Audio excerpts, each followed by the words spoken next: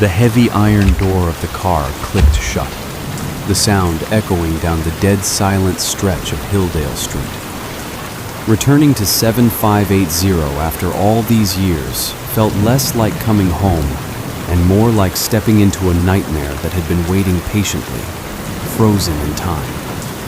There was a time when this street never slept. Kids raced their bicycles from one end of the block to the other. Neighbors talked across front porches until the streetlights came on. On summer nights, laughter echoed through the neighborhood. Radios played from open windows, and somebody's mother was always calling somebody's child home. Back then, 7580 Hildale wasn't the house people avoided. It was simply home. Now, the neighborhood sat in complete darkness. No porch lights, no televisions flickering through windows, no barking dogs, only silence. The house stood alone beneath a bruised, moonlit sky, its weathered siding swallowed by climbing vines and decades of neglect.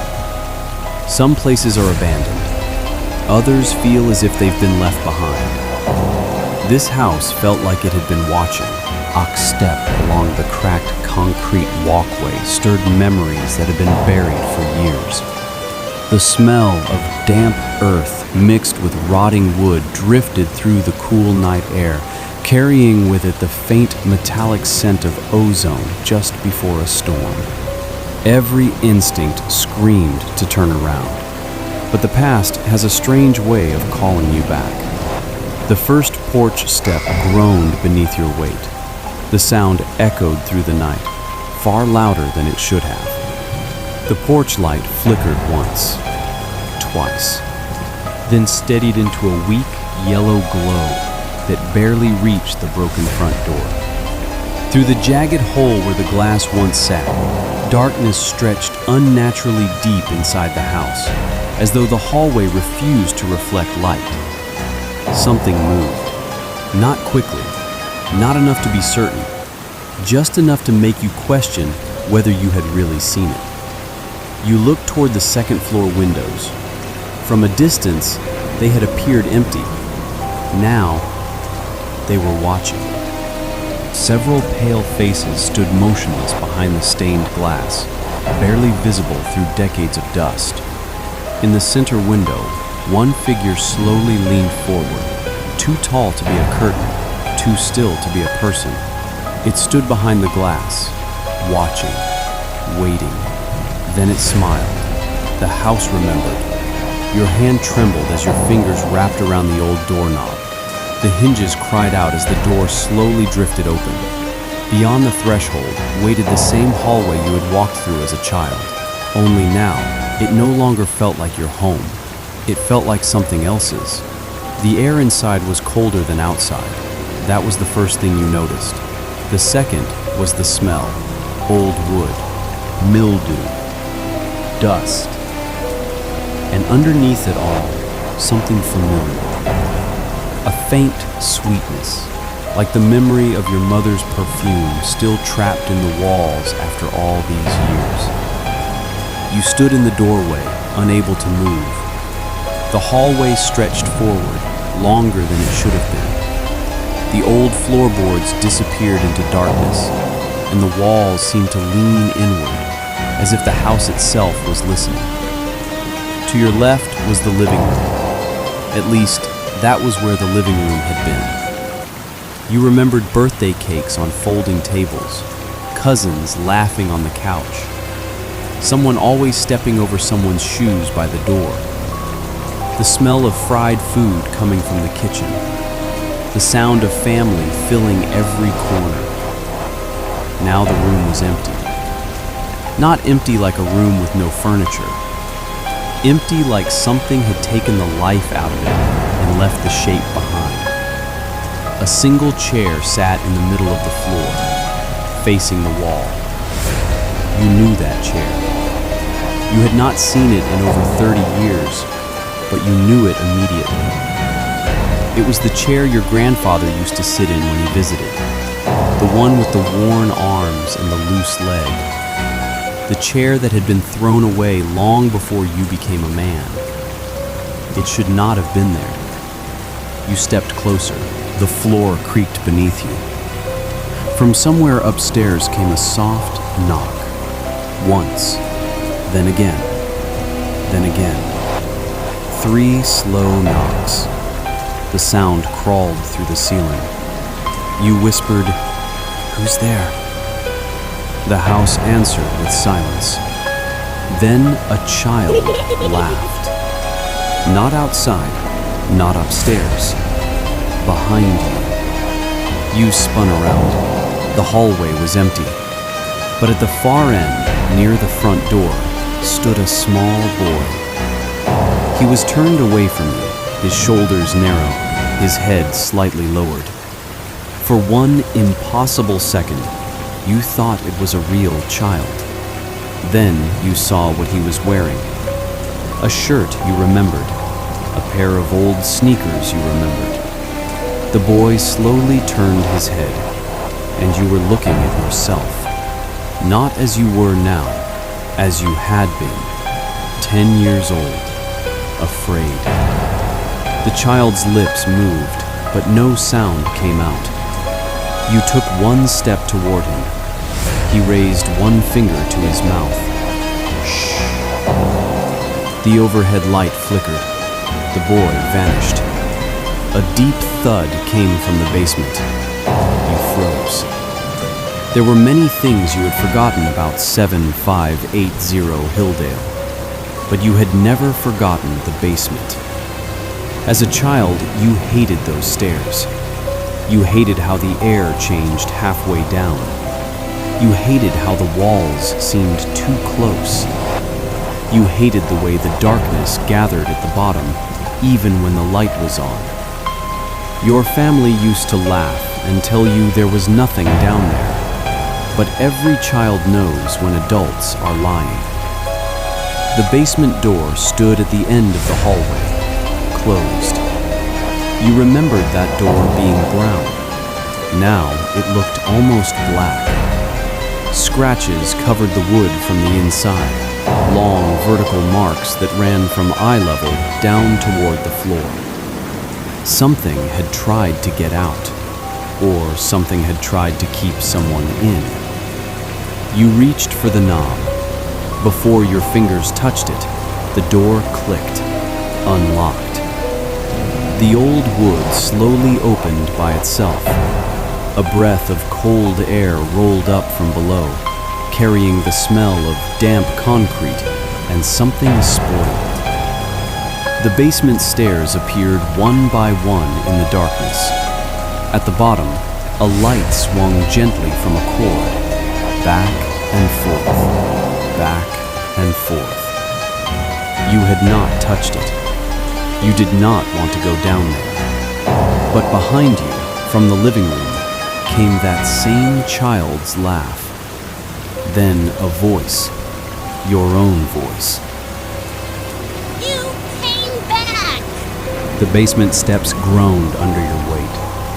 1, 2, 3. Each step carried you deeper into a memory you had spent a lifetime trying to bury. Halfway down, the door slammed shut behind you. The sound cracked through the house like thunder. You grabbed the railing. The wood was wet. No, not wet. Warm. You pulled your hand away and kept moving. At the bottom of the stairs, the basement looked exactly as you remembered. That was the worst part. The old shelves still lined the wall. The cracked laundry sink sat in the corner. The concrete floor still sloped slightly toward the drain. And there, near the back wall, was the spot. You had never told anyone about the spot. When you were little, you used to see something there at night. Not every night. Only when the house was quiet. Only when everyone else was asleep. A shadow would stand near the wall, taller than any person should be, its head tilted as if listening to your breathing through the floor. You had convinced yourself it was imagination, childhood fear, a trick of the dark. But now the shadow was there again, waiting. It did not move. It did not need to. You knew it had been waiting since the last time you saw it. The hanging bulb flickered. The shadow was closer. Another flicker. Closer. Another flicker. Now it stood only a few feet away. You could not see a face, only the suggestion of one. Hollows where eyes should have been. A mouth that was not a mouth. A shape made of every fear you had carried out of that house and into adulthood. Then the shadow spoke, not in words, in memories. Suddenly you were a boy again, running down the hallway, hiding under blankets, listening to footsteps that stopped outside your bedroom door. You remembered waking up to whispers in the walls. You remembered toys moved from one side of the room to the other.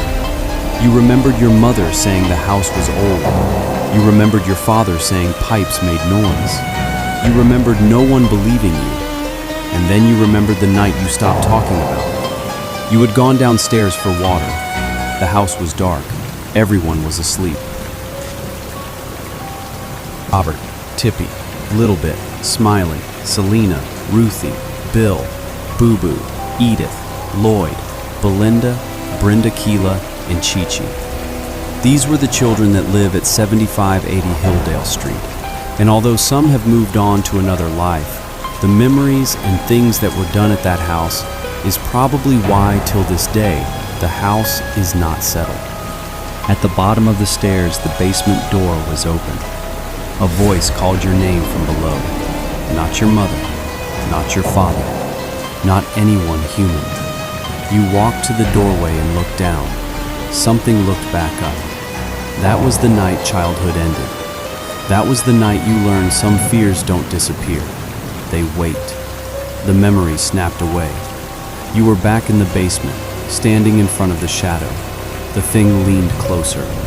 Behind it, the wall began to change. The cracked concrete darkened, then stretched, then opened. Not like a door, like a mouth. Inside was not another room. Inside was the house as it used to be. Bright, warm, alive. You saw your family gathered in the living room. You saw yourself as a child running past the front window. You saw birthdays, Sunday dinners, arguments, laughing, crying, life. The house had kept it all. Every moment, every voice, every pain, every joy, every secret. And now it wanted more. The shadow raised one long arm and pointed upward. From above, you heard the sound of children running, small feet racing across the floor. Then your own younger voice screamed. You turned and ran. Up the basement stairs. The door would not open. You slammed your shoulder into it. Once, twice. The wood cracked. Behind you, the shadow climbed, not walking, rising. The basement walls groaned. The shelves shook. The hanging bulb exploded, throwing the stairs into darkness. You hit the door one last time. It burst open. You fell into the hallway, gasping. The house was alive now. Walls breathed. Floorboards flexed. Doors opened and slammed throughout the rooms. The living room filled with figures, all pale, all silent, all watching. People you knew, people you didn't.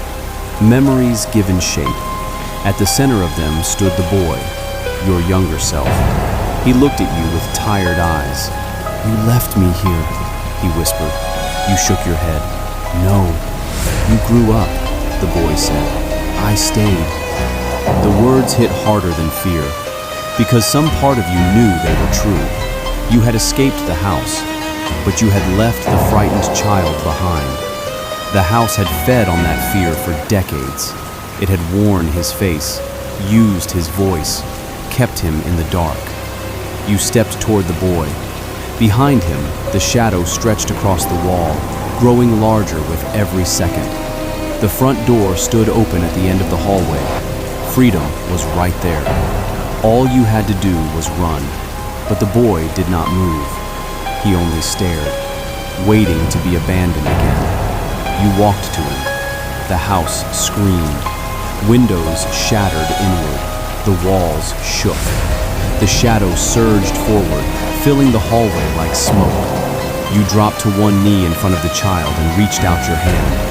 "I didn't leave you," you said. The boy's eyes filled with tears. "I forgot you." The house went silent. The shadows stopped. For the first time all night, the boy looked less afraid. You took his hand. It was cold, then warm. The hallway around you began to change. The rotting wallpaper peeled away, revealing the home you remembered. For a brief moment, 7580 Hildale was alive again.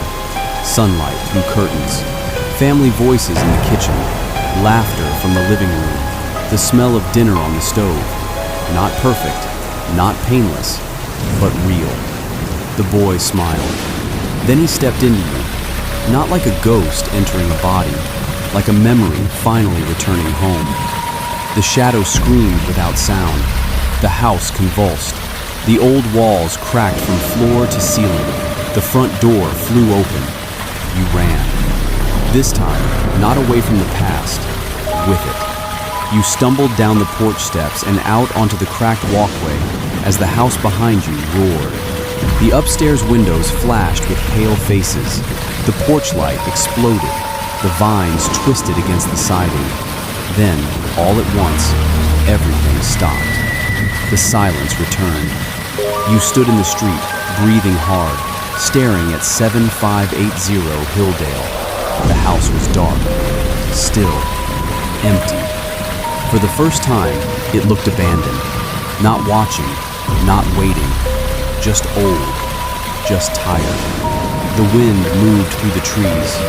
Somewhere far away, a dog barked. A porch light flickered on across the street, then another, then another. As if the neighborhood was waking up from a long sleep. You looked back at the house one final time.